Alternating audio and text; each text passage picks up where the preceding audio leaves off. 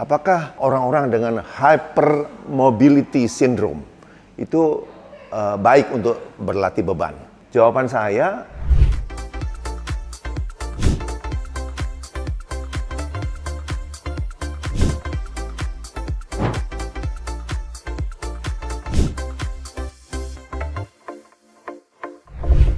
baik. Jadi ada pertanyaan dari follower. Apakah orang-orang dengan hypermobility syndrome itu baik untuk berlatih beban? Jawaban saya, bukan hanya baik, tapi perlu. Itu bedanya. Kalau baik kan kayak opsional ya. Dilakukan oke, tidak dilakukan juga. Tapi ini harusnya. Perlu dan harus. Kenapa? Saya jelaskan. Yang dibilang hypermobility syndrome itu, sendi-sendi itu rentang geraknya, range of motionnya itu lebih besar daripada yang normal. Contoh, kita ambil sendi, ini kan bisa mengenai banyak sendi seluruh badan. Kita ambil contoh sendi lutut lah. Sendi lutut itu, dia gerakannya adalah dari lurus, nekuknya itu segini, bisa terus sampai 135 ya. Tapi waktu sampai diluruskan, ini cuma sampai lurus, nggak bisa sampai lebih. Ini maksudnya. Jadi dia nekuk gini, begitu lurus sampai sini berhenti, udah lurus nih kaki. Tapi pada orang hypermobility, ini bisa lebih sampai begini. Pernah lihat kan, nanti saya kasih gambarnya ya. Kakinya melengkung ke belakang gitu. Jadi gerakannya berlebih. Jadi apa akibatnya? Ada untung ruginya nih orang-orang hypermobility ini. Jadi yang dibilang hypermobility itu luas sekali. Ada yang ringan, ada yang berat. Makanya disebut spektrum ya. Jadi hypermobility spectrum disorder. Jadi ada yang ringan saja, ada yang sampai berat, sampai mengganggu betul nih, ya. Karena kalau yang berat itu mungkin sudah merupakan bagian dari sindrom lain, misalnya Ehlers-Danlos syndrome, Marfan syndrome, juga Down syndrome, ya. Jadi ini yang betul-betul mengganggu. Dan di kutub yang satunya ada hypermobility syndrome yang asymptomatic, tidak bergejala. Nah, sebenarnya ini yang bahaya, ya. Kita bicara untungnya dulu. Untungnya dengan hypermobility itu, orang-orang ini jadi lentur sekali. Ini nih orang-orang yang disebut garis-garis plastik, bisa akrobat gitu, bisa melakukan latihan kalistenik dengan gampangnya, karena range of motion-nya berlebihan. Tapi ingat, saya katakan kan, everything in excess brings trouble to man. Jadi segala sesuatu yang berlebihan itu akan merugikan. Nah, demikian juga dengan ini.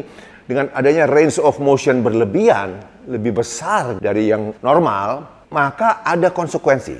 Jadi kembali dulu, sebenarnya apa yang menahan kita supaya range of motion kita sampai ambil lutut ya, sampai lurus aja kaki nih, nggak bisa lebih lagi. Itu karena ada kapsul sendi, ya, ada ligamen, ya. Kalau ini lentur, itu bisa berlebihan. Gerakannya bisa berlebihan. Yang kita lihat salah satu contoh adalah ini bisa juga, ini salah satu kriteria adalah ini turun ke sini, kelingking turun kemana. Jadi untuk diagnostik itu ada kriteria, ada skor. Jadi saya tidak mau masuk ke sana karena ini terlalu ilmiah, buat awam sulit. Jadi begini saya katakan, untuk mendiagnosa hypermobility syndrome, itu kan ada spektrum. Jadi dari paling ringan yang tidak ada gejala sampai yang berat. Maka untuk diagnostiknya biarkan dokter yang membuat diagnosa. Karena ada Batten score, ada 9 macam pemeriksaan. Kemudian Batten score ini dipakai di kriteria yang namanya Brighton. Jadi Batten score ada 9 pemeriksaan, itu nanti dipakai ke kriteria Brighton. Baru bisa ditegakkan diagnosanya, ya. Buat awam cukup diketahui bahwa kalau hypermobility, diagnosa tepatnya harus oleh dokter yang mengerti, ya. Setelah itu, makanya kita lebih memfokus pada penanganannya. Karena apa sih akibatnya kalau berlebihan gerakannya? Itu terjadi hypermobility itu menyebabkan instability. Jadi unstable, dia bergerak berlebihan kan. Kalau instability itu nanti gampang injury, gampang cedera.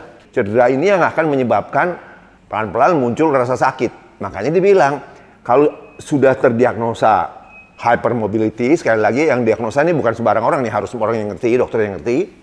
Itu harus ada penanganan, jangan sampai timbul sakit sudah. Selalu saya bilang kan, pencegahan selalu lebih baik dari pengobatan. Dan salah satu pengobatannya karena ligamen ini dan kapsul itu memang lentur, Yang kita perkuat adalah ototnya. Justru ototnya harus lebih kuat 2 kali lipat dibanding orang biasa. Sekali lagi saya ingatkan bahwa memang ini kelainan ini adalah hereditary, diturunkan ya, kayak keturunan gitu ya. Tapi pada umumnya dengan bertambah dewasa ya, sampai lewat dari pubertas akil balik, itu yang bertahan tetap hypermobile itu kurang lebih cuma 20%, studi menunjukkan. Karena pada umumnya anak-anak itu semua hypermobile, fleksibel kan anak-anak itu. Tapi dengan bertambah usia menjelang pubertas ya, itu berkurang makin stiff. Makanya orang makin tua kan makin kaku. Tapi biasanya dikatakan sampai umur 10 tahun, di bawah 10 tahun ya, itu anak-anak 25-50% semua hypermobile. Jadi gampang lentur lah gitu ya. Nah, jadi latihannya ditekankan sekali lagi adalah penguatan otot. Karena dengan ototnya lebih kuat, itu ikut memegang sendi-sendi itu supaya jangan ngawur, jangan berlebihan. Sesuatu yang berlebihan menyebabkan cedera. Cedera sendi itu bisa subluxasi, jadi sendinya geser. Kemudian bisa dislokasi, sendinya lepas.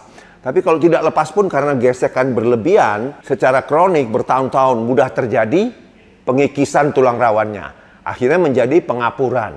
Itu makanya jadi adalah baik sekali untuk membuat diagnosa tepat, kemudian ditangani dengan baik. Prevention is always better than treatment. Pencegahan selalu lebih baik daripada pengobatan.